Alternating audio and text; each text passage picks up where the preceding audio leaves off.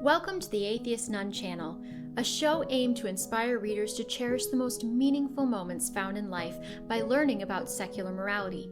Subscribe for more content on aspects of my business and writing life, as well as topics concerning ethics, mid-19th century living, etiquette, and much more. I recently took Bradley Method childbirth classes to prepare for labor, and part of the assigned reading was a bunch of podcasts and articles from Evidence-Based Birth. This title is ironic, as several one-star reviewers pointed out, because the podcast cannot even admit what a woman is. Well, let me tell you that we are women.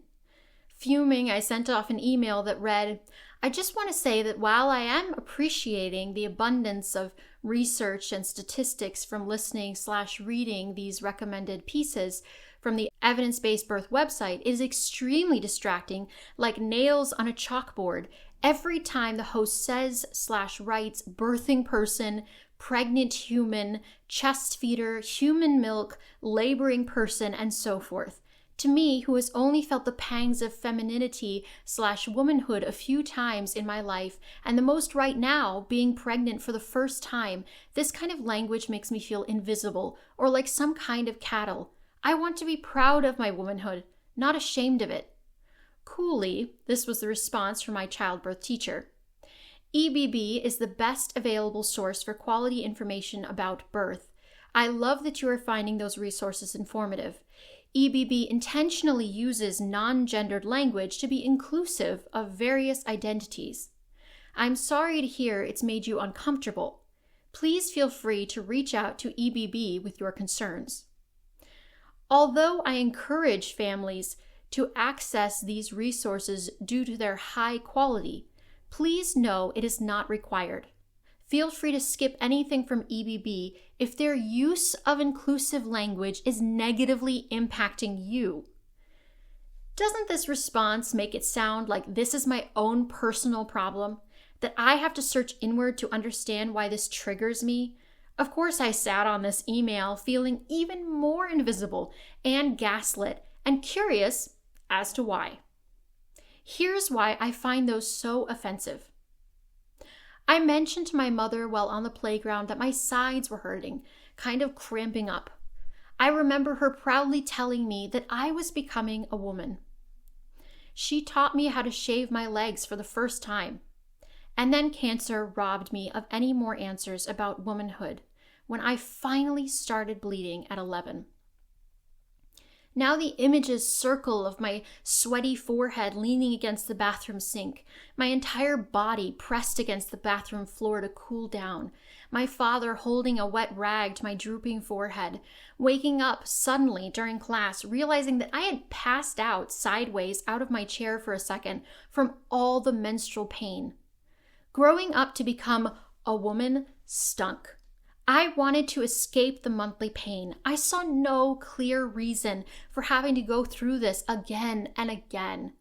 I learned to take ibuprofen before all the pain even began, large doses. I got on birth control by 15 to control my irregular and painful cycles. I didn't want to be a woman when my body was keeping me from school and focusing on learning. I dressed in jeans, a t-shirt, and sneakers every single day for maximum comfort and to hide my changing body. Experiencing sex for the first time made me understand exactly what kind of woman I am in the bedroom. Without revealing too much, I became someone new to me, a submissive, clingy, dependent woman. I learned to desire nothing more than that protective touch. Perhaps being a woman wasn't so bad after all, though it was frightening to be so vulnerable. Then I went through a year of waiting and tears, trying to conceive, thinking I had somehow broken my own body. Being a woman was awful once again. Until it finally happened. The positive second line and the hugs of shock and excitement. Soon enough, the kicks made me smile and the belly made me waddle. My nipples leaked and my pelvis ached, but I was carefully watching what my body seemed to already know how to do. Everything I had been through started to make sense. In utter awe, I learned how much my body could do and had been doing to bring new life into this world. I finally fell in love with being a woman. So imagine my surprise when the word I was just learning to love, woman, was no longer in vogue, being erased right before my very eyes in the place where woman and mother should be praised, childbirth classes. Instead, I heard the cold, clammy words of birthing person and chest feeder. I felt lost again without a mother figure to hold my hand and guide me through this pregnancy. I lost sight of what it was to be a woman, now that even my childbirth classes in the hospital didn't consider me one. All to kowtow to the transgender population, who make up less than 1% of the population worldwide. Look, I am no stranger to feeling excluded. I lost my mother at a young age and had to put up in every grade with things like, where are your parents taking you for Christmas break? Or, what kind of card should we make for Mother's Day? Or, what did you and your parents do over the summer break? I had to either ignore the whole plural aspect by responding, we went to the beach, or my dad took us to the beach. My brother dealt with the same thing, by the way. Now, single-parent families are at least 7% of the population worldwide. Should I have demanded that everyone only acknowledge their fathers? Should I have threatened others if they said parents? Should I have had teachers fired for asking me about both parents? Absolutely not. That's simply not how the world works. You cannot change language for people who live outside of the average or the norm. Society cannot function that way.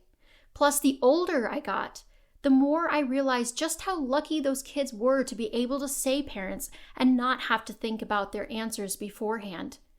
They were lucky, and I would not want to take that away from them. Transgenderism is the same phenomenon.